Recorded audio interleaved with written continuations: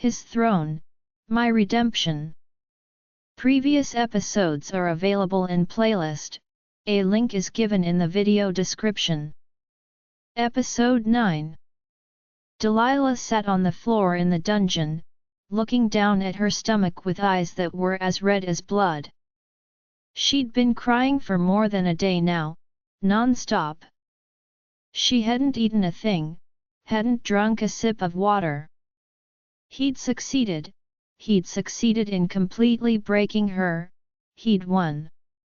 Delilah choked down her sob. He'd taken everything away from her, her life, her mate, and even her baby. The blood that still tainted the floor beside her was full proof of that. Tears slipped from her sore eyes as she looked down at the stale blood. She'd begged him, told him that if he killed her child, then he'd better kill her too. However, he didn't. He left her alive to relieve the awful moment when he forced her mouth open and poured that bitter liquid down her throat. At first, she thought it wouldn't work because it did nothing to her, but an hour later, pain had struck her stomach in a way that had her crying out. And then there was blood sliding down her thighs and then to the floor. That evil man who called himself her mate killed her child. Was this how it felt? For Quinn, was this how she felt when Delilah and her mother had taken away her wolf? Was this what it felt like to lose something dear to you? In Quinn's case, she'd lost her mate, and then she'd lost her wolf, all because of the same person. Was this what it felt like? Delilah chuckled through her sorrow. This was karma, wasn't it? She wanted to be better than Quinn, to shine even as an Omega. She wanted to feel significant, to be seen. And now she was shining, wasn't she? Shining in the dimmest way possible. She had a strong alpha mate, stronger than Geo and was probably second to the Alpha King, but now she didn't want it. Not anymore. She wanted her old life back. If she could go back in time, she'd take it all back and run away before this man could ever find her. Wiping her eyes, she looked up at the ceiling, clasping her hands beneath her chin. I've learned my lesson. I'm sorry to Quinn and to you. I was wrong, I was so wrong, but please make it stop. All this pain is seriously going to kill me. Give me karma in a different way, please, I beg of you. Delilah shuffled back when the doors to the dungeon were shoved open, but it wasn't Jake, it was his Luna, the woman who had his mark on her neck, this woman who hated even the fact that she existed. What are you praying for?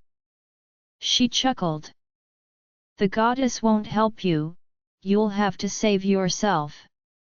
She closed the door and Delilah shuffled further back until her back was against the wall. Every step the black-haired devil took towards her made her heart weigh more. Leave me alone. I don't want him, I just want him to let me go. You don't want him, but why does it feel like he wants you? She roughly grabbed Delilah's face. He keeps coming back here, calling for such a worthless slut, and he won't look at me, not anymore. She squeezed Delilah's face, tight and painful. What did you do to him? Delilah pulled her head back, escaping her grasp. Nothing. Go ask him what he did to himself. As you said, he came here, by himself, he calls for me, I don't call for him. Leave me alone and go ask him why. The beta's eyes widened in anger, and she slapped Delilah across the face. You're so full of yourself, you talk highly even though you're an Omega. That's because my sister told me to never cave. I might be an Omega, but I don't deserve any of this. I decide what's my worth, and I'm worth more than this, more than him." Beatrice chuckled bitterly. "Your sister? Quinn? The wolfless Jake had kidnapped." She grabbed Delilah's hair, using it to force her head up. "She might have somehow gotten back her wolf, but I'd step in her face any day. She is no match for me, so in a sense, both you and her don't worth." Delilah's eyes widened. "Wolf? Quinn got back her wolf." She rubbed her stomach. Quinn got back what she'd lost, but Delilah would never get back her baby. In frustration, she grabbed Beatrice's hand, and pulled it out of her hair. "Are you done? Please leave if you are." "What? You really have no manners. I'd beaten you already, but I was going to stop since Jake warned me not to.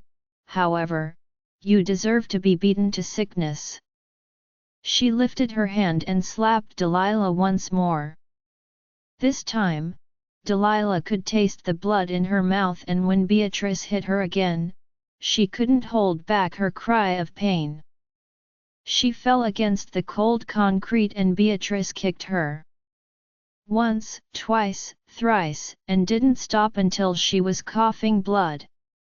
She stooped in front of her then, grabbing her hair and pulling her up to whisper in her ear. "Listen up, as I said before, little Peach, the goddess won't save you, so save yourself." She pulled something from her pocket and stuffed it in Delilah's hands.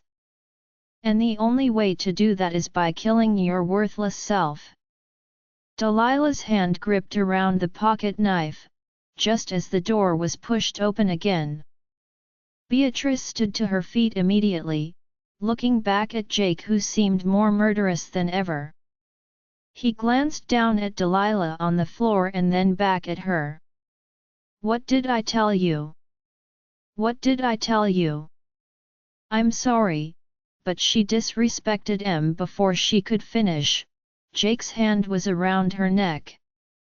"I told you not to touch what belongs to me, wasn't that what I said?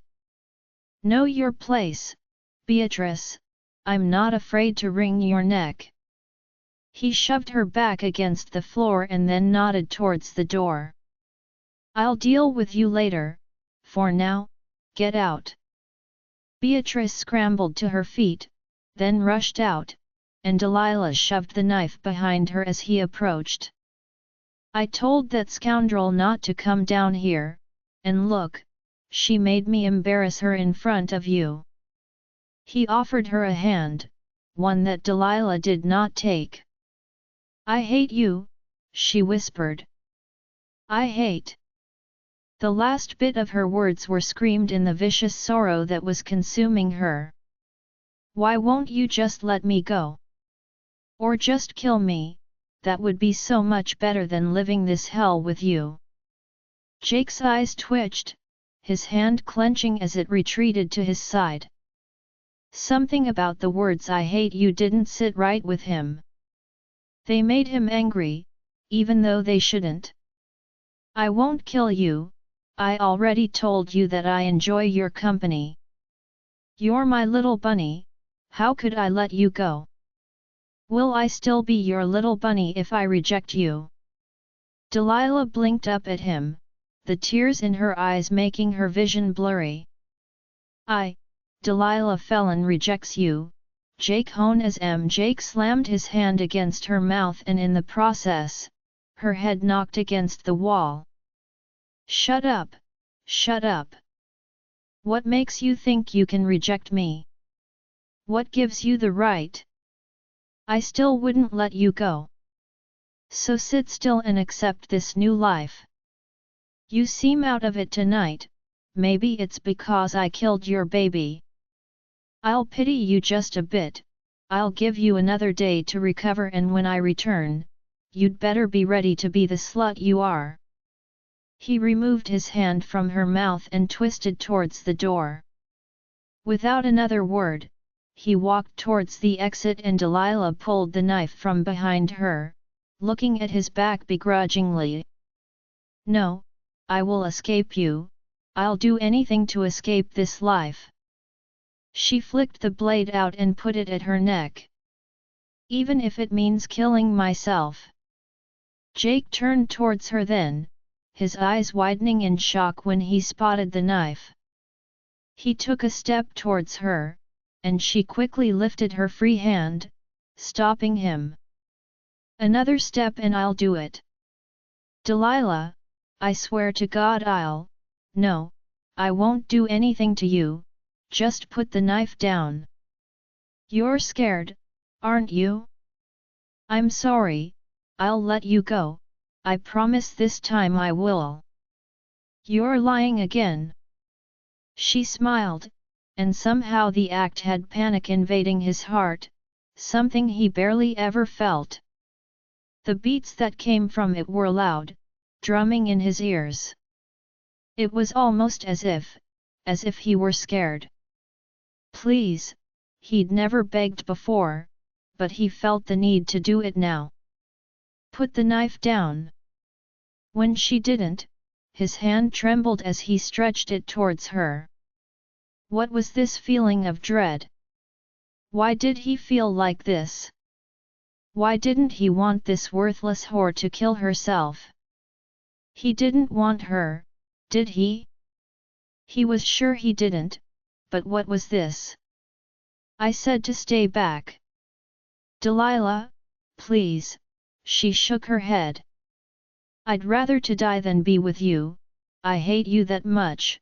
She swiped the knife across her neck, and his heart dropped immediately as he scrambled towards her. The organ felt like it had just been ripped out of its place. It hurt so much. He pressed his hand against her neck, desperately. The blood was seeping out so fast, she was going to die, his mate was going to die. "Delilah, why would you? You slut!" He picked her up, looking into those wide and fearful brown eyes as something wet slid down his obsidian ones. What was this? Was he crying? He hadn't cried in years.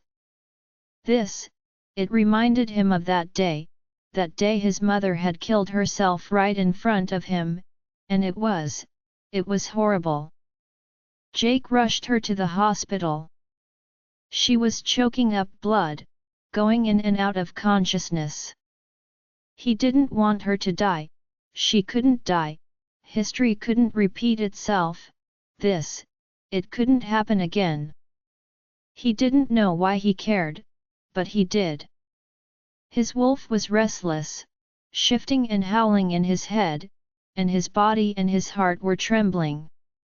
She needed to live so he could beat the crap out of her for doing this to him. He needed to stay alive so he could restrain her until she could barely move as punishment. She needed to live, just so he could see her again, hear her voice, all she needed to do was just live. With a deep and shaky breath, he burst through the hospital door, rushing to the nurse at the front desk. "Now!" he yelled at her. "Save her now!"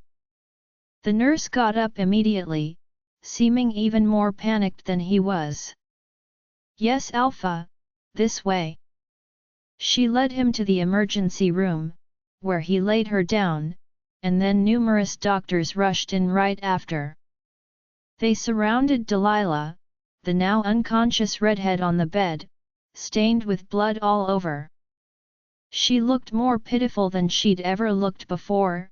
Those glossy, brown eyes that always glared at him weren't even open, and that beautiful face was pale. It was as if she was already a dead body. One of the doctors was performing hands-only CPR, one putting pressure on her bleeding neck, and when another checked her pulse, he turned towards Jake. "She's not breathing, Sasha, pass the defibrillator." Sasha, the nurse who stood behind him, the one that had been by the front desk, did so, and Ace and Jake just stood there watching as they tried to pump life back into her with a mind that was distant, too far gone. He could hear as the machine charged and then blast, one time and then two, but what he could hear even louder, was his tiny footsteps, rushing towards the dungeon, rushing 13 years back when he was just 14 years old. He was panting, out of breath. His father had just beaten his mother and had then mercilessly pulled him out of the dungeon to beat the crap out of him too. It was painful, but it was far less painful than watching as his mother cried with eyes that begged for help. He pushed the dungeon doors open, eyes searching for his mom, to check on her, to make sure she was okay. However, what he witnessed was far from her being okay. There was a knife in her hand that ripped swiftly across her neck, and blood splayed against her clothes against the floor, from her neck, from her mouth. She fell back against the cold concrete, coughing, bleeding, dying, and Jake rushed towards her, groping her in his arms, while panicking, while crying. "Mom, Mother, why'd you?" His words were cut short. He felt as though he couldn't breathe. "The hospital, let me take you to the hospital." He grabbed beneath her knees and beneath her back to lift her, but she choked out the words. "No, son." A smile graced her lips, a smile that he barely ever saw, no, one he never saw, a smile that made her seem genuinely happy. "No, and now I'm free. Let me be." Her hand reached up to cup his cheek, yet soft soothing. "I'm sorry you had to scthi, this. I love you son, but I bitterly hate why you're, father." Her words were barely comprehensible, but he heard them, and he also heard when she'd taken her last, preordained breath.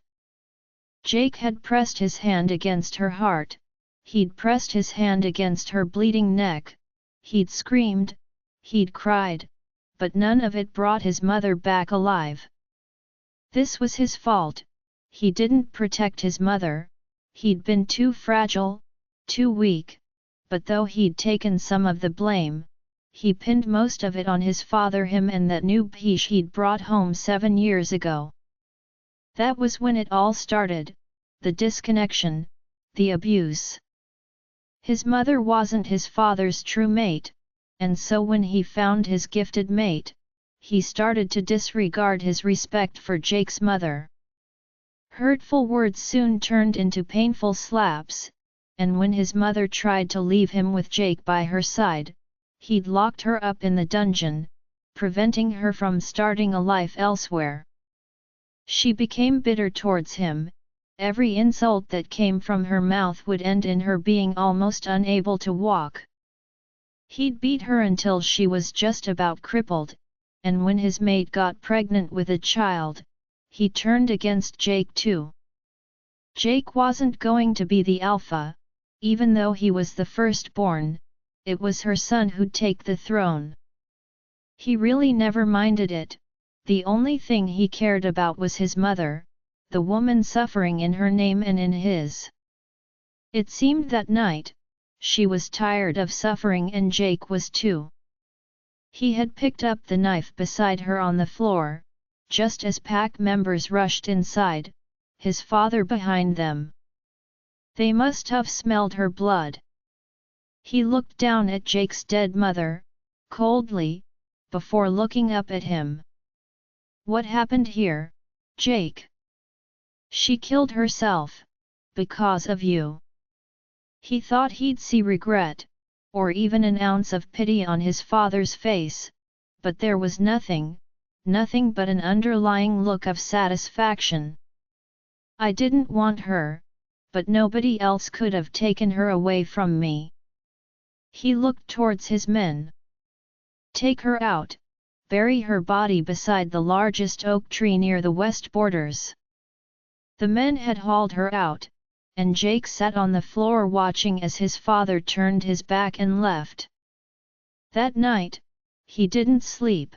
He'd held the knife for hours until he finally stood to his feet. He looked down at the blood that trailed the floor, and then he followed it out the dungeon door, steps steady, firm, nothing about them garnered any form of weakness. The knife was gripped tight in his hand when he entered his father's room. Revenge was what he named it as he stabbed his father more than 11 times in his sleep. His gifted mate that had been beside him shuffled off the bed, falling to the floor, shocked and scared. "Please don't kill me, I have a child, I have to live." Jake smirked at her. "Don't worry, dear precious Sarah, I'll go to his room, and I'll kill him too." He did indeed kill them all, the happy family, his father's beloved and their 5-year-old son. He'd murdered them in cold blood, and then he'd dropped the knife and walked with blood all over him to that oak tree they'd buried his mother at. The dirt that covered her grave was loose, and he'd sat beside it with a dark heart and an even darker soul. He became an alpha that knew nothing called mercy, nothing called love. He hated everything and everyone, and yes, for being weak, for choosing the easy way out, he hated his mother too. Her death tainted him, and he grew up with what seemed to be a glitch in his head, an abnormal way of thinking. He dwelled in the dark, but right now, it felt like the goddess was shining a little light in his dark alley, because he felt something other than hate right now. He felt sorrowful, all because of the redhead on the hospital bed. He looked up blurrily as the machine stroked her one more time. The doctors around her were making noise that was unnecessary, noise that was messing with his head. "One more time, charge it up." The machine blasted against her bare skin again and her body moved along with it, but still, she didn't start breathing, her heart didn't start beating. A doctor turned to him. "Alpha, we're sorry, we lost her, she's gone." Jake's hand clenched by his side and he walked out of the room, more like staggered out. He had to hold on to the wall to steady himself, he was so weak. It happened again, history had repeated itself.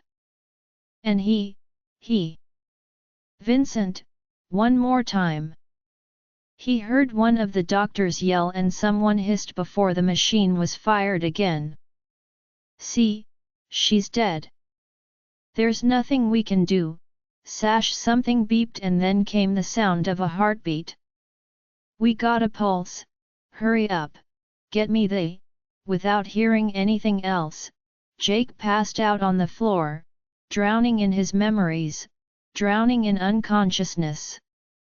Jake jumped awake with sweat dripping down his forehead. He'd been living in a nightmare, one he was so glad to have woken up from. His eyes glanced around the room, alarmed.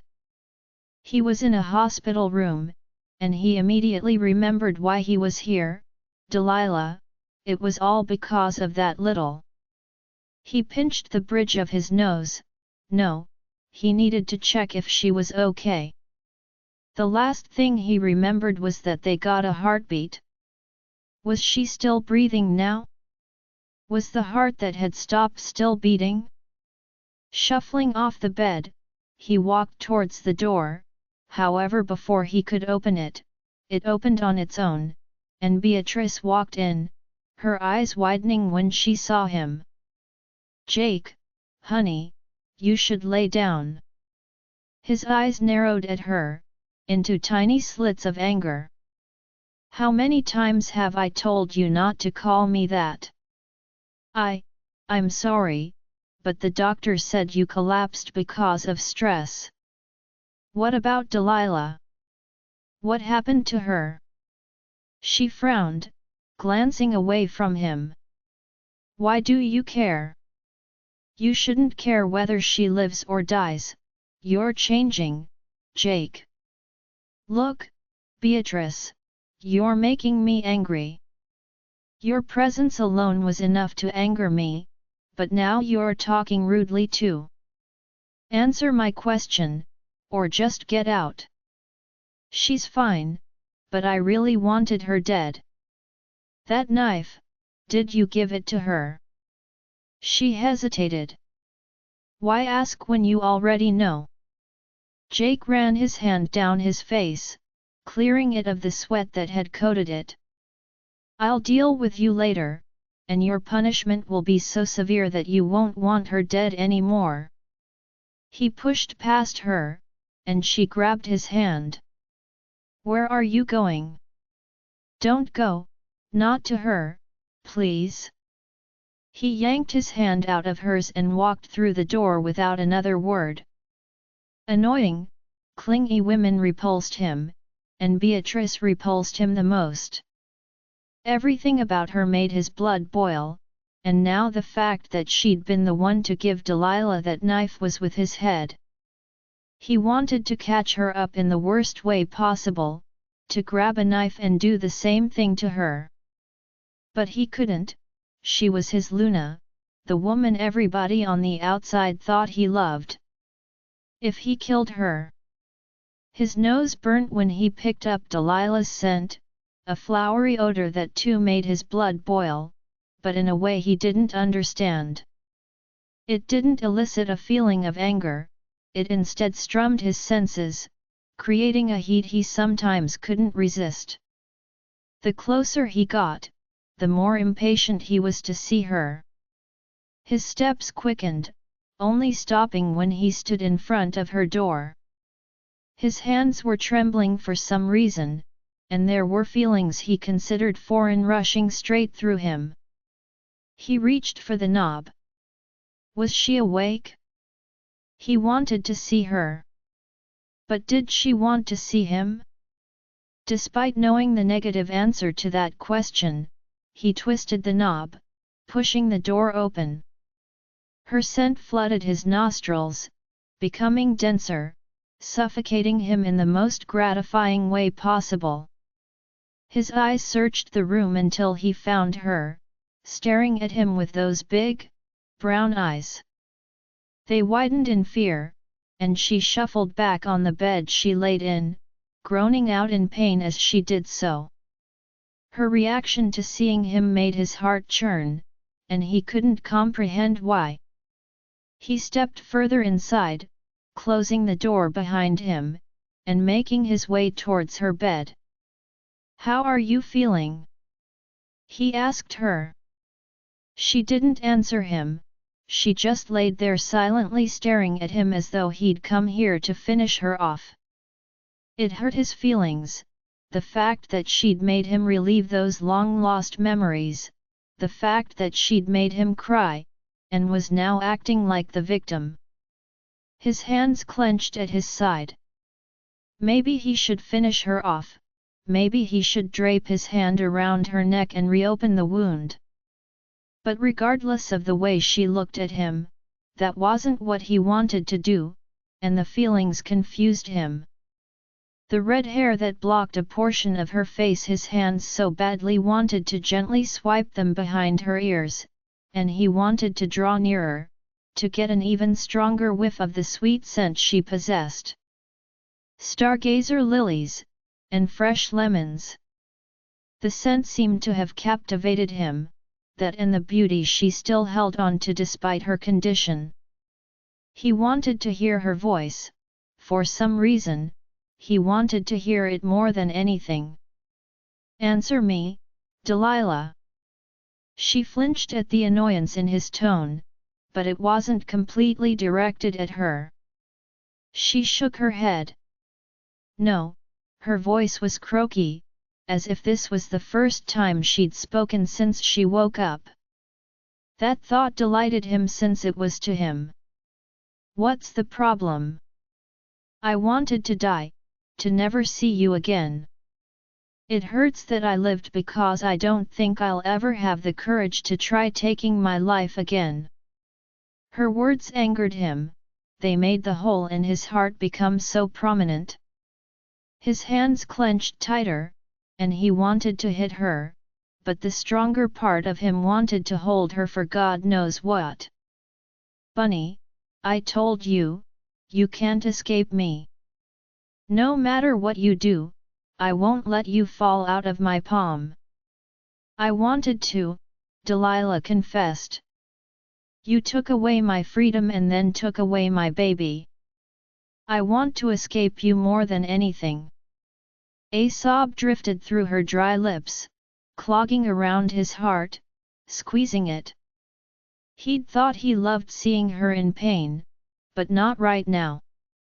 Are you telling me that I shouldn't have done it? You're seriously telling me that I should let what belongs to me roam free with another man's baby inside of it? I'm not yours, I was his. That's what you thought, but now you'd better start facing reality. Did he come to save you? That fool you think you belong to, did he even think about you or that thing you had in your stomach once? He pressed his clenched hands against the worn-out mattress. Answer my question, Delilah. Delilah's breath hitched, her eyes watering as she cried. He would have if it hadn't been you. He'd have saved me if he could. Guess what? A real alpha would have saved you regardless. You're pathetic, and he's pathetic too, but let me tell you this, if you put a knife at your neck one more time, I'll hurt you so bad that you'll eventually beg me to kill you. A shiver racked down Delilah's spine, and she flinched when his hand reached for her face, clenching her eyes shut. She thought he'd hit her, but when his hand gently slid her loose red hair behind her ear, she squeezed them open, staring up at him with surprise. Don't do it to me again, Delilah. I might like hurting you, but I hated it when you hurt yourself. And then he drew back his hand and left. Delilah watched his back, not sure what to think or what to do. Why'd he do that? She could bet the answer to that question was buried so deep that she wouldn't be able to find it. Not even Jake could, because as he walked out, he kept asking himself the same question. Why'd he do it? Why'd he do it? His hand felt so good sliding against her soft skin, the sparks he'd felt were heavenly, and they were something he hadn't thought about acknowledging before. Today though, they made his heart freeze and then melt. He'd wanted to touch her more, but he was too scared to. Beatrice was right, he was changing, and he didn't like this change. 2 days later, Jake was told that Delilah could go home. Normally, he'd have sent his beta to get her, but after avoiding her for 2 whole days, he wanted to see her. His steps echoed against the hospital floors as he walked to her room, and his heart felt like it was being caged by his chest. It was beating out of control, inhumanely, he could even hear it. Plucking his hand from his pocket when he made it in front of her room door, he grabbed onto the knob, twisting it unlocked and pushing the mildly squeaky door open. He peered inside, noticing that her bag was already packed, laying on the tiles next to her feet, which were covered in a simple pair of black slippers.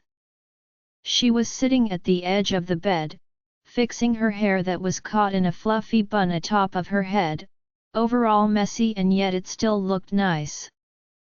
Her pale skin was glittering in the sunlight, pearly and white, and he could testify that the texture was marvelously silky, soft, and creamy. Her long lashes tickled her cheeks as she blinked blankly at him, those brown eyes possessing an expression that wasn't welcoming at all. He felt the need to step back, suddenly feeling weak under her gaze, but he held his grounds and cleared his throat. Let's go. His voice came out more commanding than he wanted it to. It must have been what urged her to grab her bag and stand to her feet so quickly. Every step she took towards him shook his heart. She was wearing a sundress that reigned a couple inches away from her knees. It was purple and white in color, a combination that suited her perfectly. His eyes followed her as she walked past him, the dress swaying behind her, effortlessly mirroring the movements of her hips.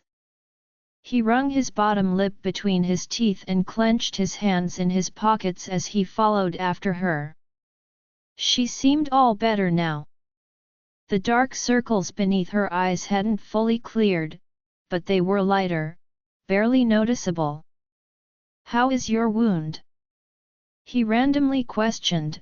The silence felt uncomfortable and the need to break it had been suffocating him. Delilah glanced back, her eyes catching his briefly before glancing away. Before she answered him, her finger trailed along the bandage around her slender neck. It's fine." "Good. Throughout your healing process, I'll have you stay with me. The dungeons are far too dirty, it'll only agitate and infect the wound." It almost went unnoticed, but he'd been watching her too intently to not notice the shudder that ran all throughout her body. She stopped in her tracks and turned to face him completely, those puffy cheeks blooming red. Why do I? I prefer the dungeons," she stuttered out. "I don't want to stay too long in the same room as you." "Never," anger shot through him as his eyes darkened, and so did his voice as he proceeded to speak. "Why does it sound as though you have a choice? I see the hospital fluids have been messing with your head. You keep talking back at times when I wish you'd shut up, and then have the audacity to keep your mouth shut when I want you to speak. Listen, Delilah, you don't get to tell me what you can or won't do. I'm the alpha here, I dish out the orders, and you follow them." She shivered, shrinking in on herself, becoming scared all over again. The spark in her eyes dimmed as she nodded her head and turned around, continuing on her way. He sighed, feeling as his wolf whined pitifully in his chest. All throughout these 2 days, it had been restless. Twisting and turning, howling and groaning, it was as though it had been in great and unrelenting pain that Jake couldn't seem to feel. He'd guessed that it was because of Delilah, but he'd just now confirmed it. Unlike him who dwelled on her tears and found happiness in her sadness, his wolf detested it. He wanted her pain to be his, and her happiness because of him. It was reaching towards her, trying to connect, and Jake was the only thing holding it back.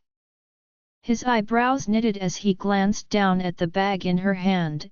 It wasn't heavy, wasn't anything close to straining her or jeopardizing her health, but he wanted to take it.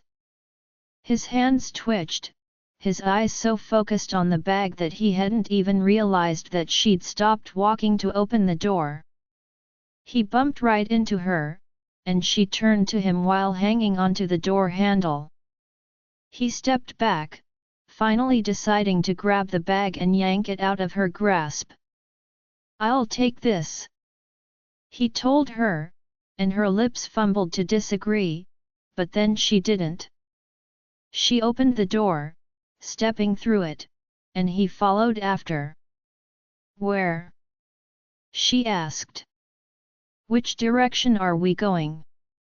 He nodded towards the south. "There's a cabin I built a while back in the woods. We'll be staying there as to not attract too much attention from my pack." Since that is the case, she licked her lips nervously, as if she was afraid to say what she was about to. "Why don't you just let me go? I barely serve any purpose here, you already have a Luna, and though I have nothing, I'll be happy to live alone." Jake grabbed at her collar, pulling her just a breath away from him. "Conniving little slut, I've told you too many times that I'm not letting you go. Do you want me to beat it into you?" She trembled against his hold, whimpering pitifully. "I hate you," she spat out. "I'll hate you for the rest of this miserable life, and I'll hate you afterwards too. You're a cruel person who deserves to die horribly. I wish you'd die. I wish somebody would kill you, easily rid you out of my life. I wish you never existed, at least not as my mate." His hand balled by his side, but instead of punching her like he wanted to, he pushed her back, and she fell against the low grass that tainted the earth. "You're lucky your injury isn't completely healed. It's the only reason why you're getting away with saying crap. But keep pushing it, and I might send you into a coma again." He walked past her, throwing her bag on the floor next to her. If she had enough strength to talk to him like that, then she could carry it herself. His steps became heavier as he stumped past the overgrown birch tree in front of the hospital. He stopped when he realized she wasn't following, turning around to glare at her. Her face was buried in her hands, and then came a sob from her lips that snapped at his heart. His wolf whimpered, and if he hadn't been careful, he would have done the same. He didn't like this. He didn't like what she could do to him, just how much she could weaken him. Why did his feelings start changing? Why does he feel so soft, like a gentleman these past few days? He hated it, but frankly, there was probably nothing he could do about it. After coming to terms with the fact that he'd almost lost her forever, something shifted within him. His wolf always had a soft spot for her, but ever since then, it seemed he himself was starting to develop one too. He detested that fact, with everything in him. He detested acting like a fool in front of a woman, detested bowing to a being that was made to stay below him. But somewhat, he detested even more watching and hearing her cry, seeing that sad and distant look in her eyes, feeling the hatred she had for him radiating off of her in waves. And he also detested the fact that he couldn't even control or understand himself. There was a part of him that found gratification in her pain, and that was the side of him that wanted to hurt her, the side that wanted to continuously crush her under his feet. But there had always been another side to him too, one that always had him visiting her dungeons, so late at night that he'd sometimes find her sleeping. He was miserable at night, but when he lingered beside her in the darkness that bit at his skin, it was like he couldn't feel the pain. Why, was a question he couldn't even ask himself. Her scent and mostly her presence calmed him, and it seemed he'd grown too accustomed to the peace she offered to even think of letting her go. So, he'd hold on to her. He'd be a monster to her while she drove away the awful monsters that haunted him. Walking back over to where she still sat, he picked up her bag and then pulled her up, caging her against his side. Her body was stiff as she cried, and he actively ignored the urge to swipe at the tears that dripped abundantly down her flushed cheeks. "I hate you," she grumbled. "I hate you so much." Jake held her tighter against him. "I wish I could hate you too." When he got to the cabin, he let go of her, fishing for the keys in his pocket. He hadn't come here in years, and that's because this place was a nightmare in itself. He used to live here as a child, when everything was okay between his mother and father. He used to play in these woods, run through this house. But when everything fell apart, this place became a sanctuary to his father and someone else. He still lived here, but not with his mother. He'd lived with a woman whose greed surpassed that of the devil, and a man he didn't see as his father anymore. His mother was forced behind bars for wanting an escape, and he was being forced to accept another woman as his mother, one who cared more about having a Luna title than his or even her well-being. He treated her like dirt. She'd cook and give him nothing to eat and tell his father lies about him disrespecting her, so he could get punished. She was wicked, and when she got pregnant, the evilness increased. The keys dangled as he took them out, penetrating the knob, which clicked unlocked when he twisted the key. He pushed the door open, and as expected, the inside was as clean as it should be. Despite hating this place, he loved it too. It was the house in which he suffered, but it was also the only place in which he'd ever experienced happiness with his late mother. So he gave the Omegas strict orders to clean this place from top to bottom every day, even if it was vacant.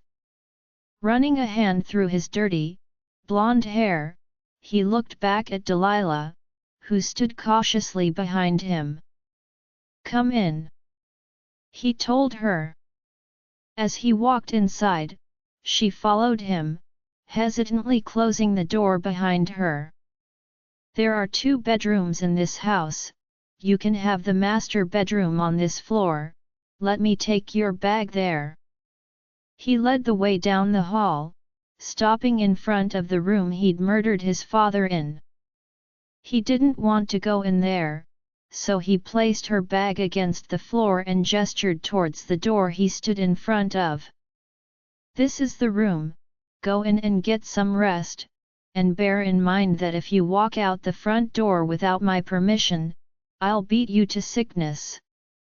Without listening for her answer, he walked back down the hall and headed upstairs inside the room he used to sleep in as a kid. It looked the same, the bed was small, he knew he wouldn't be comfortable in it, and the room itself was small too. There was a lamp on the bedside table and a window across from it. There was also a window above his bed, one he used to look through whenever he had nothing to do. A blue mat covered the white tiles in front of the foot of his bed, a closet on its opposite end and a clock was etched to the wall beside it. He sighed as he took a seat on the bed. He'd told them to change the sheets to any other color than the blue ones that had been on it. He used to love blue as a kid, but he hated that color so much now. Flopping back against the mattress, he looked up at the ceiling. Why was he here? Did he really come here for Delilah's sake or for his own sake? There was this hole in his heart, painfully stuffed with all the demons of the past, and he wanted to clean and close it. But how would he ever do that when he still wasn't strong enough? In order to feign the strength he knew he didn't have, he'd fought his way to the top, denying that he was weak and denying that it was because of that weakness that his mother had died. But for the second time, Zaid had shattered him inside out, involuntarily showing him that he was indeed weak, that he was indeed at fault, that he didn't have the strength back then, and he definitely didn't have it now. It was hard, but he had to accept it. His mother only slit her throat because he gave her the chance to do it. If he'd braved up and killed that whore the day his father brought her in, then his mother wouldn't have suffered the awful way she did. If he'd been competent, sensible enough to see that his life would never change or go back to the way it used to be before that other woman came into the picture, he wouldn't have foolishly kept wishing it would. If he'd been a bit bigger, a bit stronger, then Jake clenched the sheets in his grasp, almost tearing them as he shook the deep and depressing thoughts out of his head. No matter how much guilt he poured on himself, his life wouldn't ever change. He'd still hate the world and everyone in it, including himself. Bracing up off the bed, he shuffled towards the window just above his bed, opening it and looking down at nature that thrived endlessly around him. He didn't feel like he was a part of it, nature. He felt left out of the growing process. He felt like he was still that little kid struggling to see the light through the trees that overshadowed him. His paths felt so dark, and he'd foolishly become one with that darkness. Hours passed as he sat there, watching as the light drained away, welcoming the darkness that draped his room in its clutches. He didn't get up to turn on the lights, he didn't want to. His body was cramped all over and the thoughts, they were haunting him again, the what-if thoughts and the memories that walked around this room. You boy, tell your mother to just kill herself, it's already sad that I took her place, but now my child will take her son's place as alpha. Tell her that I'm pregnant with the real heir. Look at you, you look just like that whore. You two possess the same eyes, foolish and weak, I'll make your father kick you out, I'll have him abandon you like he abandoned your whore of a mother. Greg, he did it again. He told me he wouldn't ever accept me as his mother, even after I tried so hard. He called me a biche, Greg, a biche, for God's sake, little boy, you're pathetic, weak, an alpha wolf. You'll be a rogue soon. Kick him out, send him to the dungeon with his mother, I can't live with him anymore. If he doesn't leave, then I will. Greg, it's serious now, that boy told me that he hopes my baby dies. He wants our little pudding dead, he's evil, I told you. I'm leaving if you don't kick him out tonight. Boy, are you angry? Your nostrils are flaring, hee hee. It's refreshing to know that my reign phases not only your mother, but you too. Get rid of him, Greg, that boy, that boy, that boy, that boy. That boy. That boy. That boy. That bee. Jake jumped up, rubbing his eyes as though he'd just seen a ghost. For a second there, she'd flashed before his eyes, reminding him of the way she tortured him with her words and made his father torture him with his hands. He needed to get out of this house, he couldn't sleep here, he couldn't take it anymore. In the darkness of the room, he located the door, pulling it open and rushing through it. He didn't even close it behind him as he staggered downstairs, but instead of going through the front door like he wanted, he followed the beautiful scent that wafted across his nose. Soon he stood before that door, her door, and he was just dying to go in. She could calm him down, Delilah, she was the only one who could calm him down. His hands trembled as he reached for the knob, slowly twisting it unlocked. He pushed the door back, peeping inside like he'd done as a child when he wanted to sleep between his parents. She was sleeping, soundly, those soft breaths she took had his erratic breathing calming and mirroring hers. He stepped further in, slowly closing the door behind him as to not wake her. Her face was turned in his direction as she slept on her side, her loose red hair covering more than just a half of her beautiful face. His steps steadied as he walked towards her, stooping in front of the bed like the fool he was. She really was his medicine, all the invasive thoughts have gone and now only the scent and the sight of her filled his giddy head. The fact that he killed his father and his whore in this room didn't seem to faze him now that she was in it. She was his cure, and she'd really expected him to let go of her? He wouldn't ever do it. Reaching towards her face, he swiped her hair out of it, his index finger curving around the extent of her jawline, then her forehead, her chin, down the bridge of her nose, and lastly, it traced those beautiful, soft lips. She seemed so precious when she slept, there was no resent in her eyes because they were closed, no fear caving her innocent and flawless features, she was just her, and he surprisingly liked that. Seeing her so peaceful and calm had his heart thumping profoundly, he wanted to touch her more, in ways he'd never thought of touching anyone. Softly. Gently. Slowly, in a way that would last forever. He clenched his jaws, his eyes fixating on her lips. He wanted to place his against hers, but what exactly was stopping him? There was no barrier between them, but he felt like there was, an emotional barrier that he wanted to get rid of, to cross. He'd been a coward all his life, hidden behind a dark shadow. Wasn't it time for him to reach back towards the light? But that shadow had always protected the vulnerable side of him, it shielded it from the world and took on things that side of him could never.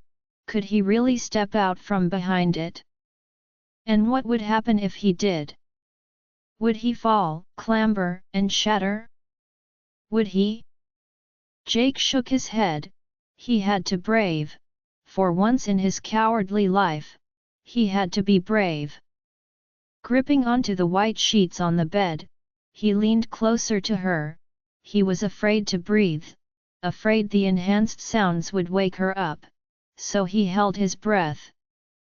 His lips pressed against hers, barely, and the sparks he'd been longing for flew, dragging his desires along with them. His desperate lips took one of hers between them, giving in, pressing deeper, further, taking what he wanted. When she stirred in her sleep, he didn't stop. He kept kissing her, like a starved man, and he didn't pull back until she did. She sat up, shuffling back until she was edged against the walls beside the bed. Terror filled her eyes, her soft and calm breaths upgrading to long, deep, and harsh drags. What are you doing? Why are you here? He stood up, digging his inquisitive hands into his pockets. He regretted it now, kissing her. It tarnished the peaceful view he had of her, replacing it with that look of disdain in her eyes. He shrugged. I just thought I'd come here. Why? The bed upstairs is too small. I find it very uncomfortable. Then I'll take that room. You can have this one. She shuffled off the bed, walking right past him and towards the door. As soon as she opened it, his hand slammed against the thick board in a successful attempt to close it. She jumped, quickly twisting to face him. He could smell her fear and then, only seconds later, he could see the tears dripping sufficiently down her cheeks. She was scared, of him. With shaky hands, she wiped the salty water off her cheeks, but more just kept coming. What do you want from me now? Just leave me alone, please. Jake's free hand settled against the door as well, adjacent to the other, caging her, so she couldn't escape him. No, he breathed out. I won't leave you alone, I can't. Why? Why does tormenting me give you so much thrill? Please just stop, I'm tired of it, of this, of you. Don't be, Her words were too painful, they were making him crumble, making him become vulnerable. Please just don't say a word, just stay still. She stiffened as his forehead fell against her shoulder. I'm not going to hurt you, not tonight, Just hold on to me, please, Jake, She paused. She must have felt his tears wetting her skin. Why are you? Are you CR? She went silent again. She didn't speak, but her shaky hands reached for the sides of his shirt, gripping tight into it, holding on to him. They stayed like that for a while, until he dried his eyes against her and lifted his head. Her hands fell to her side, and she turned to face away from him. See, can you leave now? And if not, can we switch rooms? I don't want to leave, and I don't want to switch rooms either. Even if you go up there to my room, I'll still feel uncomfortable in this one, regardless of the bed size. Then what do you want? That's a question I can't answer, but it's your fault. He eased back, walking over to the bed where he took a seat. I'll be sleeping in here tonight, and you'll be sleeping in here too. Delilah's eyes squinted in confusion as she stared at him. She didn't understand what he was getting at. He didn't understand himself either. I'll sleep on the floor. On the bed. You'll sleep on the floor. On the bed. Then Jake, why are you doing this? I can't count the number of times I've begged you to stop. You killed my baby, you broke me, and why I don't regret it.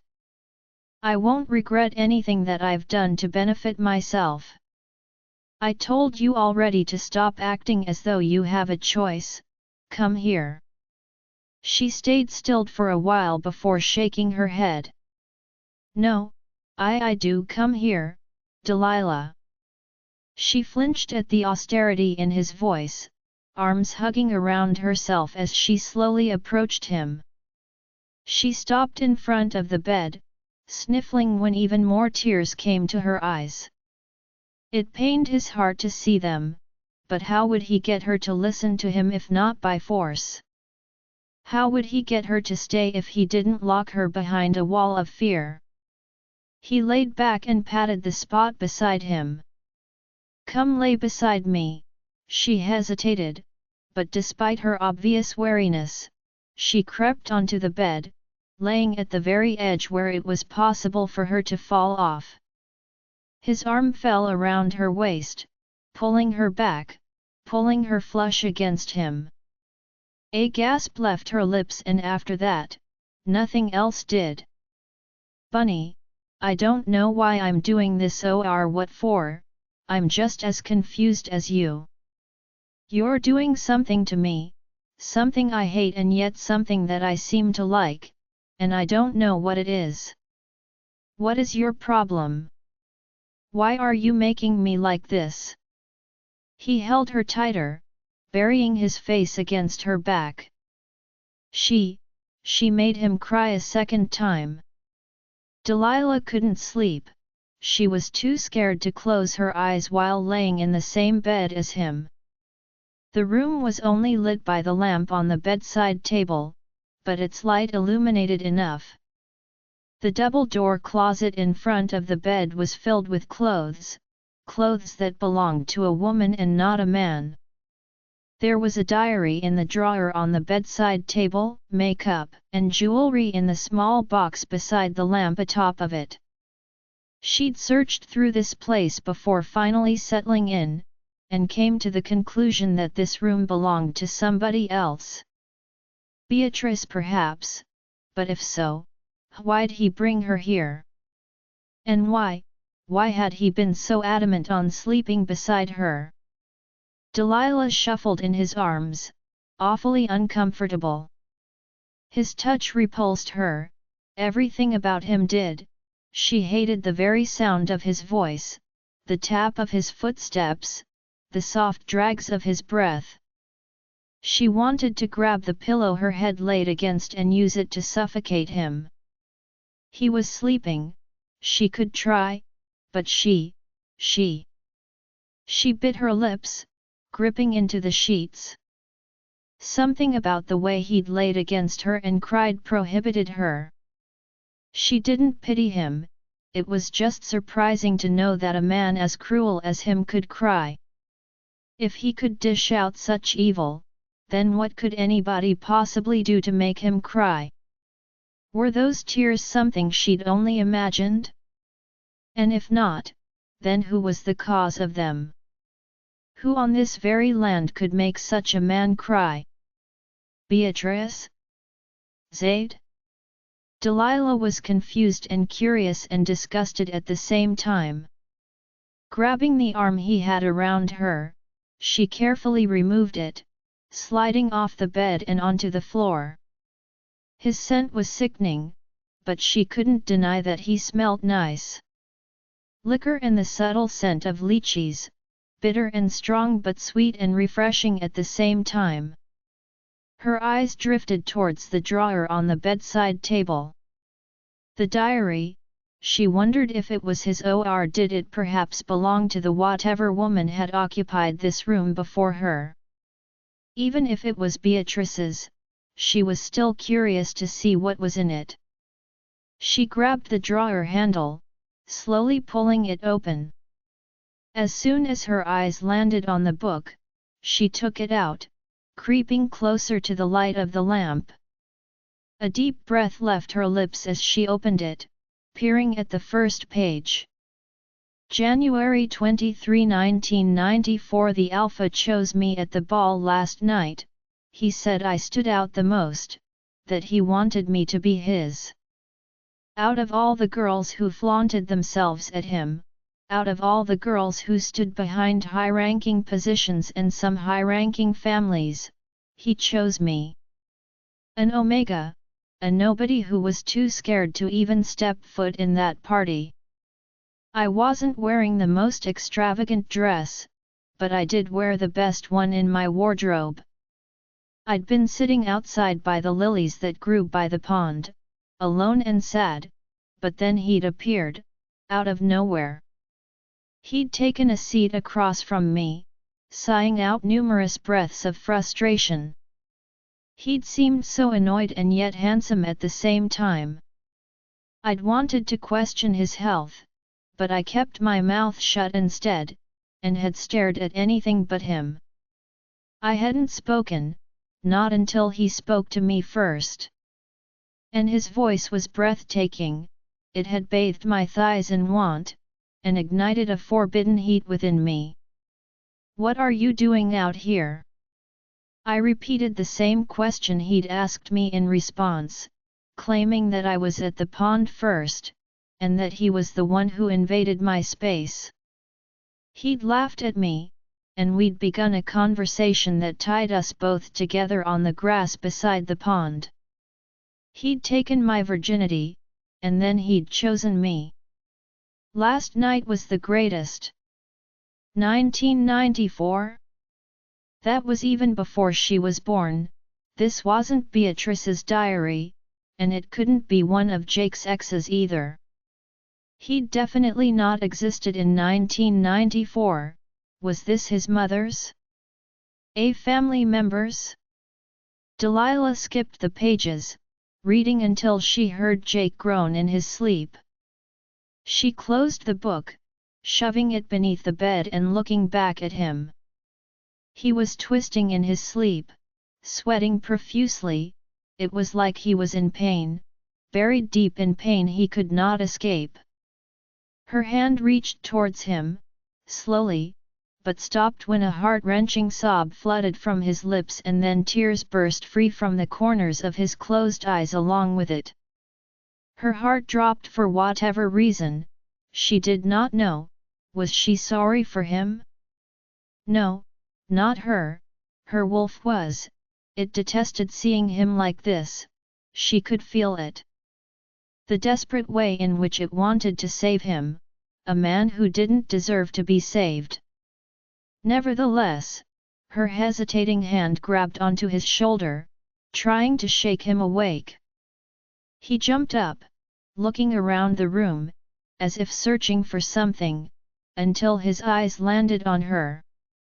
He breathed out a breath, wiping his wet cheeks dry before beckoning her towards him, and for some reason, she felt the need to be obedient. She rose off her knees and to her feet, climbing onto the bed and creeping over to him. He ran a hand through his blonde hair. "What were you doing down there?" "Nothing, I couldn't sleep. I wanted to go outside, but you were sleeping, so I sat on the floor instead." "Why'd you want to go outside?" "For fresh air." Her lies didn't sound believable. Who goes outside for fresh air in the middle of the night? "Let's go out on the veranda, I think I need some fresh air too." He shuffled off the bed, walking through the room door. Was he serious right now? She got off the bed, kicking the diary further beneath it before following him out. When she made it outside, he was already seated on the wooden floors of the veranda, looking off at what laid in front of him. The wind bit at her skin, tormenting her like it did the swaying limbs of the trees, but for some reason, he didn't seem bothered by the cold. The look on his face was distant, sad. He looked entirely different from the person who'd kidnapped her, raped her and killed her baby, like a different man, an innocent one. If she didn't know better, she'd pity him, but after all he's done to her, she was incapable of doing even that. She wanted to get away, from this house and especially from him. He'd done enough, she wanted her freedom back now. No matter how sad and detached he made himself out to be, she'd never pity or forgive him. He could cry, he could even beg, she'd never forget what he'd done to her the day he found her and the ones after. Jake left for the office today, and while he did so, Delilah remained in the house, wholly unimpressed. When he told her he'd be leaving, she thought this would be an opportunity to help her escape, but there were 5 pack members outside, sabotaging that escape. Every time she peeped out the window in the room she resided in, his gamma would be there to ask if she needed anything. They gave her food which she hadn't touched yet and came in to check on her several times. She hated it, hated how caged and helpless she felt. She just licking her dried lips, she looked towards the tray of what they said was her lunch on the bed. There were 2 meaty sandwiches on the plate, that along with a glass of orange juice. She hadn't been served such good food when she'd been in the dungeon. What exactly was different now? Did their wicked alpha think serving her edible food would give her inspiration to live? Did he think if he acted nice, she wouldn't put a knife at her throat again? She'd do it, if it was the only way she could be free of him completely, then she'd do it. But the pain, the mind-numbing pain she'd felt last time, it scared her. The will to withstand such pain twice was barely within her. However, it was probably far less painful than living in shackles for the rest of her life, especially with him. She'd try though, to escape with her life, to find the happiness that didn't exist here, but did happiness exist out there? For her, was there any happiness out there for her after all she's done? A pitiful breath left her lips. Last night, while reading the few pages of that diary she found, she could feel the happiness radiating from that woman's words. She was happy to have found love, even if the person she found it with wasn't her mate. From the way she wrote, it seemed Alpha Layton was interested in her too, in a way that not even he could explain. Her words were detailed. It was like a story, one without misfortunes, a life Delilah wanted to live someday. Sliding off the bed, she reached beneath it, pulling the diary out. It was brown in color, the cover framed with curly lines that made it seem as old as it was. The ink was bold and black, and on the very first page it carved just one word, written horizontally and 5 times the size of the rest. It was a name, Loyalitha, a beautiful name, that was if she was pronouncing it right. Delilah wondered who she was and if she got the happily ever after she was chasing. That's why she'd keep reading on, to see how it ended, to see how Loyalitha ended. Skipping back to where she'd stopped last night, she continued, glossing over the words that had shined with glee until they eventually darkened to sadness. Loyalitha and this alpha went from getting to know each other, to doing everything together. Only a year later in 1995 they were bonded completely, and they had a son. The entries got lesser after that. She seemed to only write one entry every month or two, and they were all about her beautiful son and her wonderful mate. That was until the year 2007 when her life really went in the wrong direction. Everything fell apart like broken glass, and she was the only one who shattered. The same man she'd been so happy to be with was now happy to be with somebody else, and it broke Delilah just as much as it broke Loyalitha. She could feel her pain, the abandonment and the crave for his affection that now belonged to some other woman. It must have hurt, especially since her son was going through the same thing. Numerous entries spoke about the bruises her son had many times visited her with, bruises his own father had inflicted. Slowly, Loyalitha's love for the alpha turned into resentment, and Delilah's interest spiked at that. She wanted to find out if things ever got back to how they used to be, but by the looks of how things were going, it wouldn't. After all, their son was here, but neither of them were here with him. Delilah bit her lips as the remaining pages thinned. She was almost at the end, and it only kept getting worse. The way Loyalitha felt was exactly how Delilah felt now. Like a butterfly without wings. Like a bird locked in a cage. Those words she'd written while being locked up in a dungeon were heart-wrenching, and Delilah wanted to cry. In fact, tears pricked her eyes as she finally made it to the last entry. She was scared to read it, scared that this page would dismantle her miserably, and yet still, she started at the first word. I know I said I'd be strong, but I can no longer feign strength, not even for Jake. I've tried to be a good mother to him, but all I've been doing is making everything worse for him.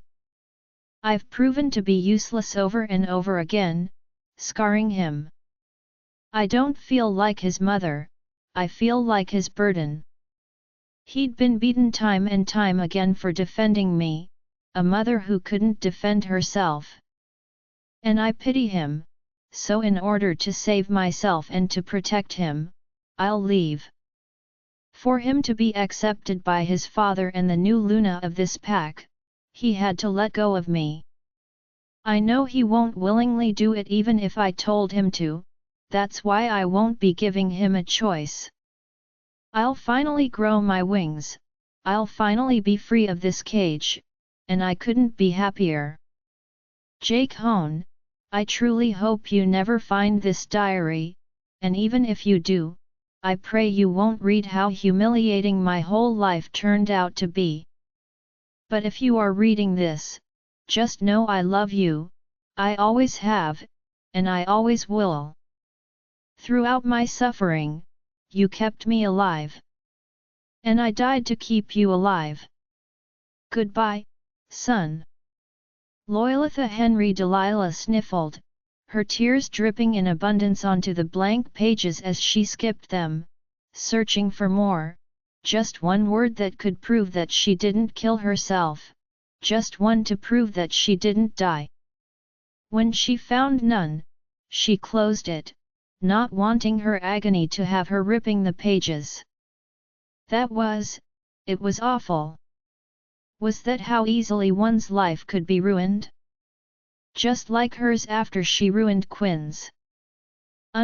Jake slammed the pen against the paper. Ever since that day Zaid had beaten him, his work lessened drastically, he barely got any letters, there were barely even problems for him to solve. It was bad and good at the same time. The bad was that his rank could drop, and the good was that the less work allowed him more time to sort his head out. He was so pathetic. His nightmares had always drenched him in cold sweat, but never in tears. Now though, that he'd found the cure for them, he was getting weak, trying to use her to repulse them instead of his own strength. He wanted his old self back, the cold and immune shell he'd once been had now shattered, and he was left to gather the pieces, but of course some were missing. And it seemed he couldn't get them back. Today, he'd planned to stay away from that house and away from her because she kept encouraging his change, but he was just dying to go back. And his gamma hadn't much long given him the perfect excuse to do just that. Garth's mind linked him about the fact that she hadn't eaten a spoonful of food since she woke up this morning. She was a stubborn girl. Not being able to attempt suicide again must be why she was trying to starve herself to death instead. Jake rolled the pen beneath his palm against the desk. It was time for him to go back. He'd finished his work from in the afternoon and had been procrastinating going back since then. But despite all the restraint he'd used to keep himself in the office, he was still going back to that haunted house. Getting up, he walked his way outside into the cold night air. His steps were firm and steady as he entered the woods, leading him back in front of his father's house in no time. Garth walked up to him, holding a tray of covered food in hand. This is her dinner, and her lunch is still on the bed with her. For some reason, she's crying too. Jake took the tray. You guys can go now. Garth nodded, walking past him, and soon the 4 men who had stood guard along with him followed. Jake sighed as he walked up to the porch, opening up the door. Why was she crying when he hadn't even been here to scare her? As he entered the house, he turned on the light in the hallway, walking down the god-awful familiar path to her room. He didn't knock, he just opened the door, leaning against the frame. Delilah, what's wrong? His eyes bulged wide and the tray in his hand fell to the floor when he saw what resided in her hands, that diary, his mother's diary. Did she really kill herself? Did she really kill herself? Jake marched over to where Delilah sat, hauling the book out of her hand and throwing it across the room. No, I killed her. Why'd you read it? Why'd you touch my stuff? I was curious, and even after reading it all, I still am. I feel so sad for her, I want to know what happened. No, you shouldn't have touched my stuff, especially that diary. Are the clothes in the closet hers?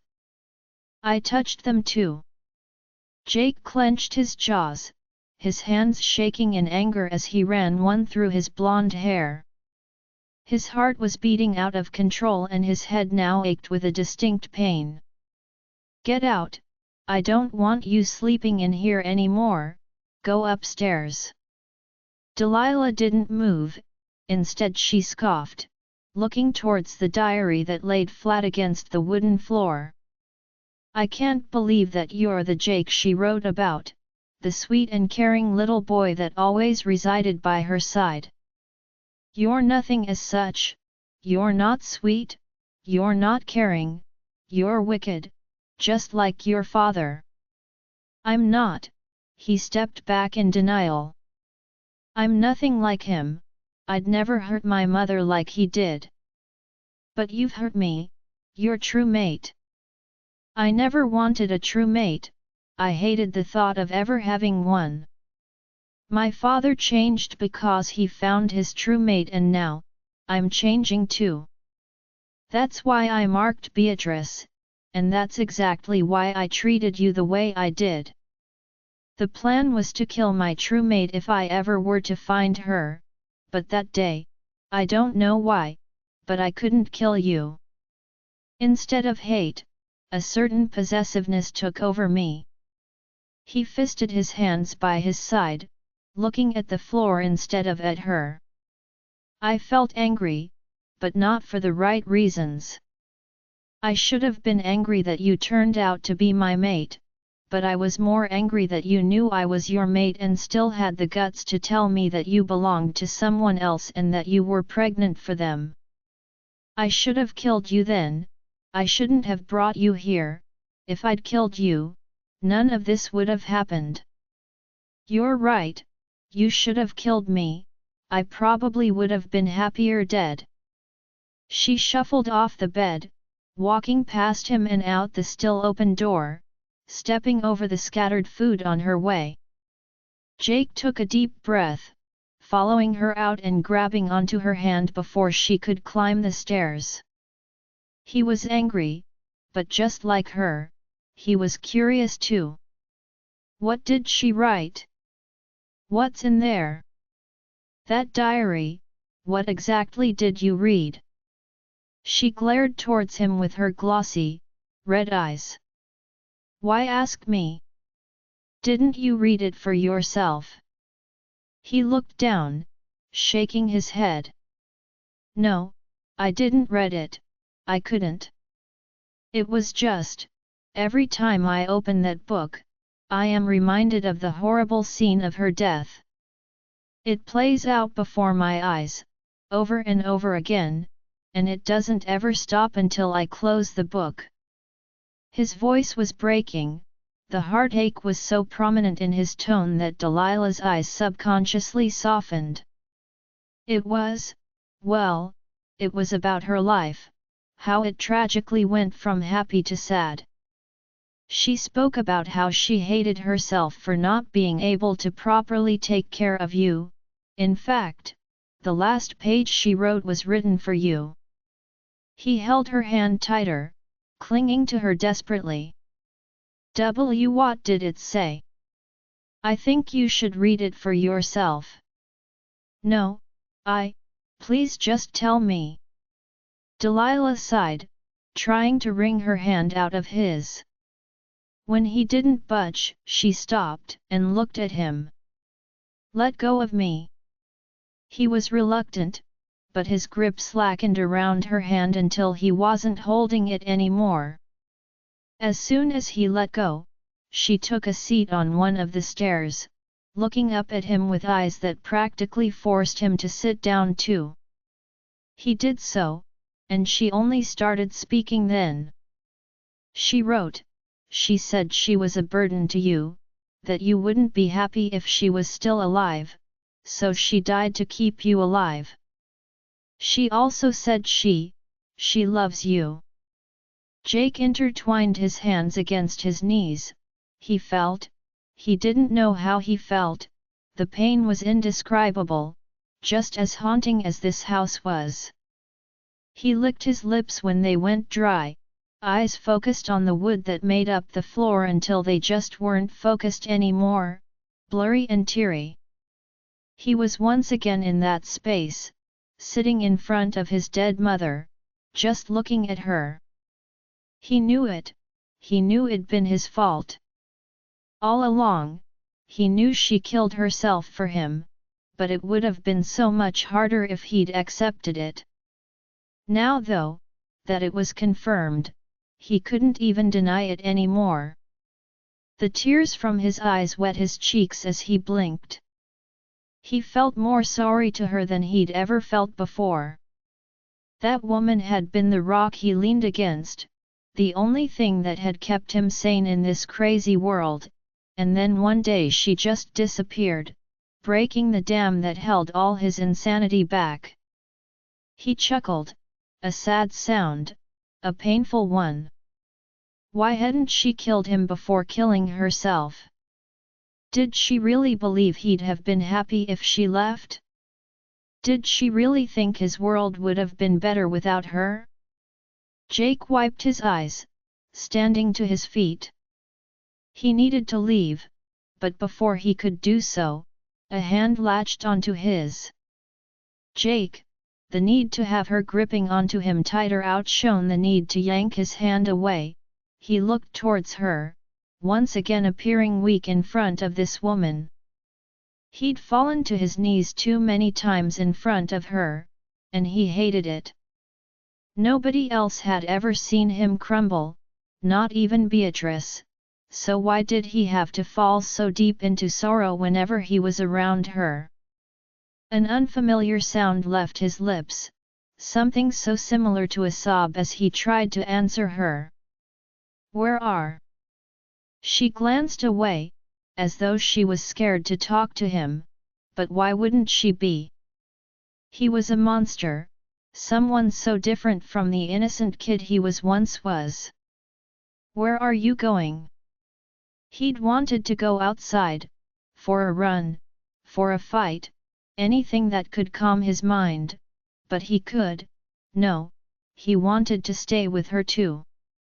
He shrugged, and she sighed, standing to her feet. She looked at him cautiously before patting his back. "Hush, men as wicked as you shouldn't ever cry." At her words that were seemingly meant to calm him down, more tears graced his eyes and his head fell against her shoulder. "Don't tell me, is this you asking me to hold on to you again?" He nodded, and though it was reluctant, though it was slow, her shaky hands loosely settled around him, holding him until the tears stopped coming. Delilah let go of him, stepping back and away. "It's late, I'm going upstairs as you ordered." She turned to walk away, but his feeble attempt at holding her back stopped her from walking away. "Wait, I have something to say." She turned back to face him, those brown eyes staring at him with little to no expectation. She didn't care about what he had to say, he knew, and yet, she still stayed to listen. "I'm sorry, about everything that happened between us. I didn't know what I was doing. No, I did, I was just, I don't want your sorry. Your sorry will never bring back my baby, nor will it grant me back the life I used to have. Keep your sorry to yourself, even if you say it forever, I won't forgive you." And then she climbed the steps, not looking back at him. He sighed as she disappeared down the hall, pocketing his hands that wanted to reach for her and forcing his feet back instead of up. He walked back to the room, stepping over the dirty food on the floor and picking up the diary he'd thrown aside. He took a seat at the edge of the bed, opening it and skipping to the last page his mother wrote on. His eyes ran over the words, reading them, processing them, and instead of feeling any better, he felt worse.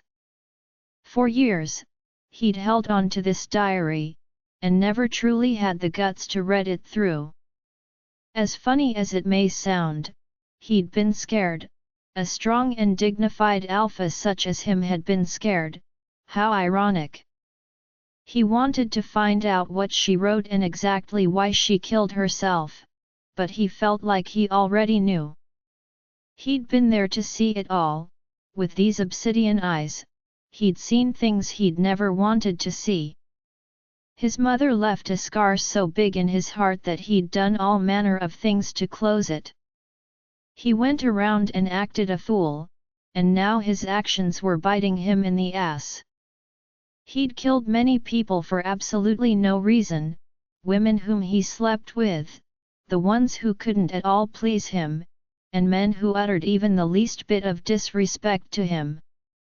He'd sabotaged people's lives too, threatened and killed their families, just to make himself feel better about not having one. But it wasn't their fault that he had no family, it was his. That night, he hadn't just killed 3 people, he killed 4. His father, that power-hungry slut, her baby, and the first person he'd killed that night was his mother. Taking a shaky breath, he laid back against the bed, imagining that it was still soaked in his father's blood. On the floor, there was also a pool of blood, flooding from the woman who'd taken his whole life away from him. He didn't regret taking their lives, he only regretted taking his mother's and probably that poor child who'd done him nothing wrong. But the past was the past, and he needed to stop living in it. His father's blood was long gone off this mattress, there wasn't any blood on the floor, and he wasn't 14 anymore. He wasn't that kid, he was a man. It was time to own up and take responsibility for the things he'd done. He hated that he was changing, but this change was probably the best thing for him now. Jake jumped up out of his nightly nightmare at the knocks that sounded from the door. He breathed in deeply, looking towards the window where the dim sunlight peeped in and then at the door. It was hardly even morning yet. Garth. Garth came in, hauling Delilah behind him. Found her running through the woods, she has no respect, she even bit my arm, Jake sighed, pinching the bridge of his nose as he glanced over at Delilah. She rolled her eyes. What? I only went out for a walk. Yeah right, you went out for a walk and yet, you were running. You'd have been dead if I hadn't found you. If the patrollers didn't kill you, then the rogues that keep popping up on our land would. Delilah shrugged herself out of his arms, creeping over to lean against the wall. I'd be delighted, I wanted to die anyway. Is this how she speaks to you? He pointed at Delilah. You're a witch, and I'd have stopped your breath for you long ago if I had permission to do so. Garth she's just, Jake shuffled to the edge of the bed and then onto his feet. For now, just go, I'll deal with her, and send one of the Omegas with breakfast, one that I don't actually have to kill for running their mouths.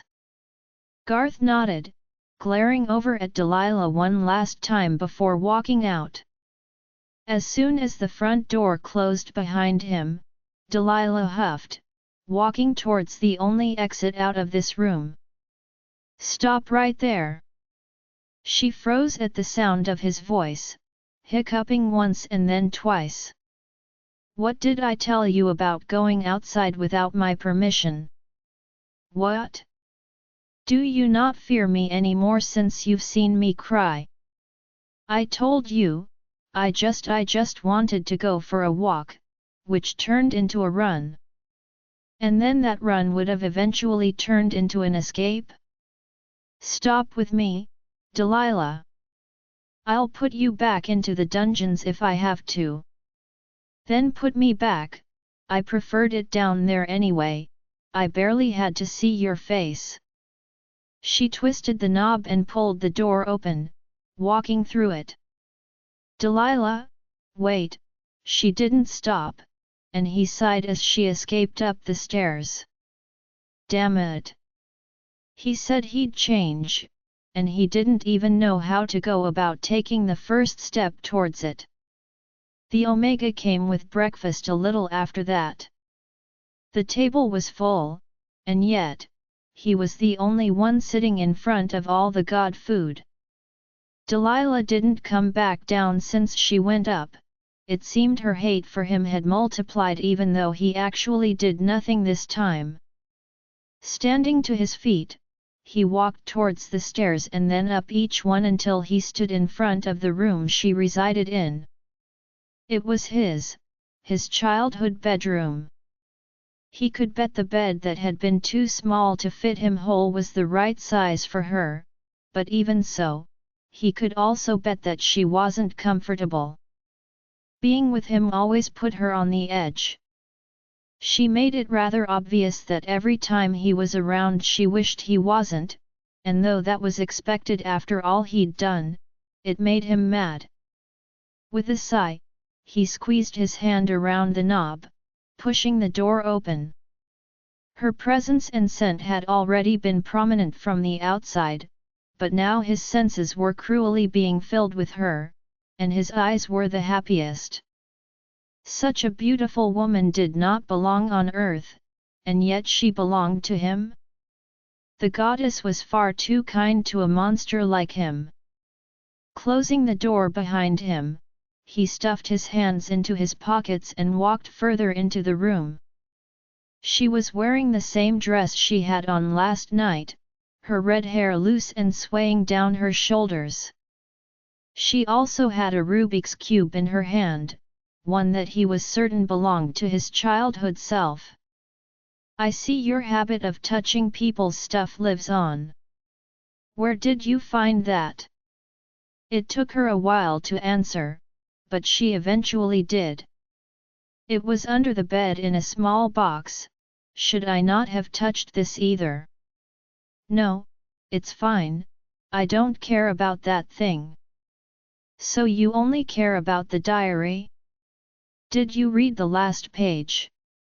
She looked towards him, assessing his features for no more than a second before looking away. "I did," Jake answered truthfully. "Then, can you tell me now?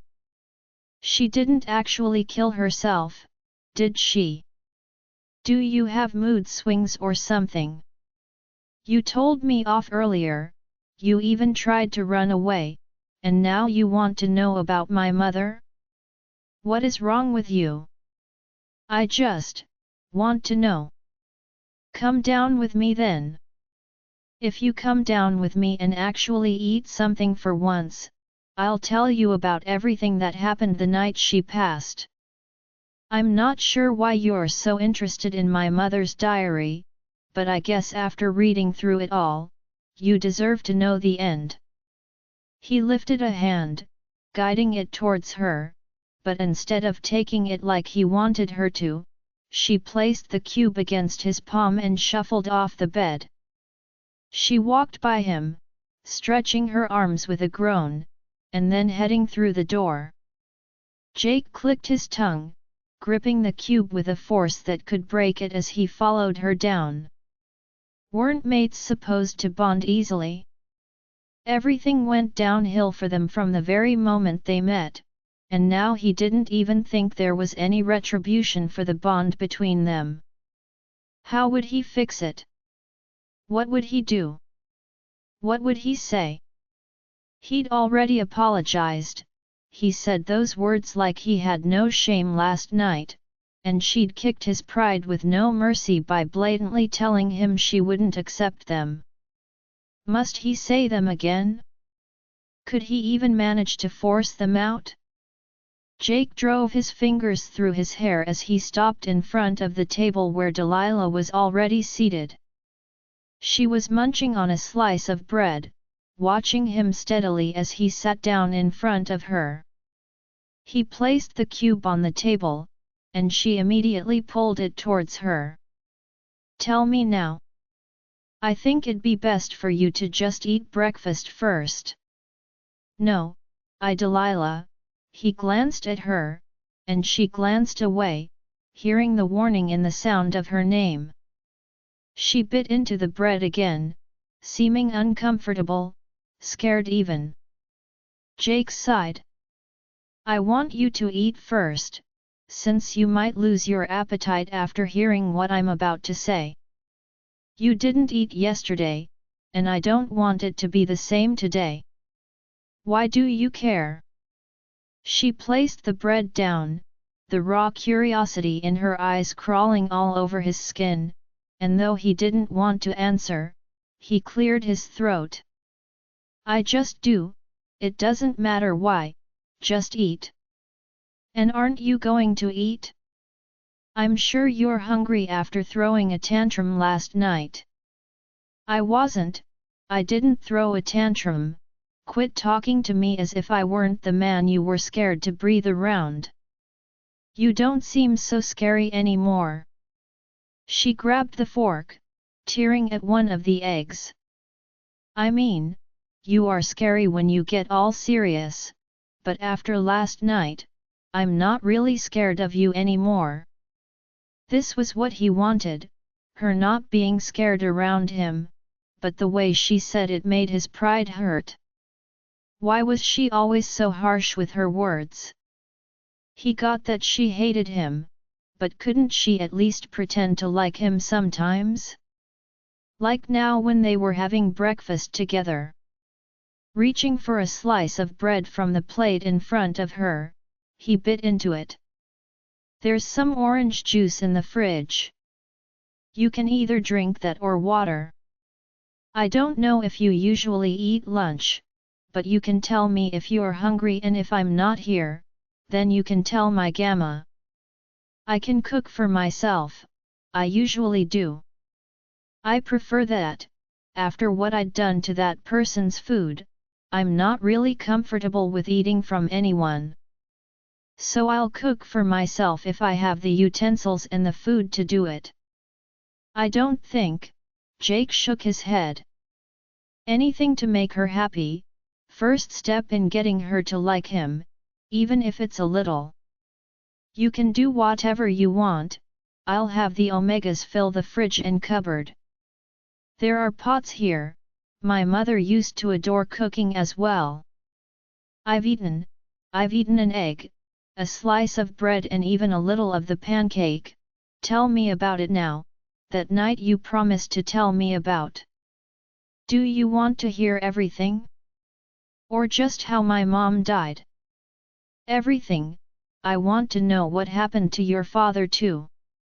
Well, there isn't much to say, my mother killed herself and I killed my father, his mate, and their baby in anger, claiming it was revenge. That night, I really did throw a tantrum, blood was everywhere, all I could see and think about was blood. I watched my mother slice her own throat with a knife, I watched as she struggled to talk to me and then struggled to breathe. She didn't seem happy, she was in agony, crying and yet smiling at the same time, but after reading that last page, I think she was probably happy. Jake chuckled to himself as he took another bite of the bread. Having to act strong in front of her child who was suffering while suffering as well, must have been hard for her. Being locked away after knowing nothing but freedom must have been hard too. Watching the man who'd sworn to love her for life love somebody else was undoubtedly hard. And being bullied by the woman you lost to, knowing she sleeps in the same house as your child, believing he'd one day call her his mother, that must have been the hardest. So it's sad. Delilah whispered out. Her life was so sad. In a way, I'm kind of glad she died, because even after she died, Father didn't regret what he did. If anything, he seemed relieved that she died as his possession, he didn't even look the slightest bit sad, he didn't even seem sorry, but I'm sorry. What you said about me being like him last night was true. I thought about all I'd done, I know I was wrong, for you against your will, for verbally and physically abusing you, for killing your baby, I know I was wrong. I didn't care, I was going to kill you anyway, so I just did whatever I wanted. I called it enjoying all of you before killing you, I know, and I know you hate me, I know you won't be able to forget all of that, but I wish you would.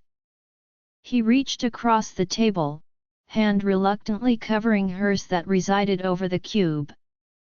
You asked me earlier about why I cared if you eat or not, and though I'm not entirely sure, I know for whatever reason, I like you, and I'm willing to change, for you, if you only allow me to. We started off on the wrong foot, the wrong everything for that matter, but we can start over, can't we? I don't want to be like my dad, I'm going to choose you and let go of Beatrice if I have to. Join our Facebook and WhatsApp group for more updates, link is given in description. Rest audiobook will be continued in next episode.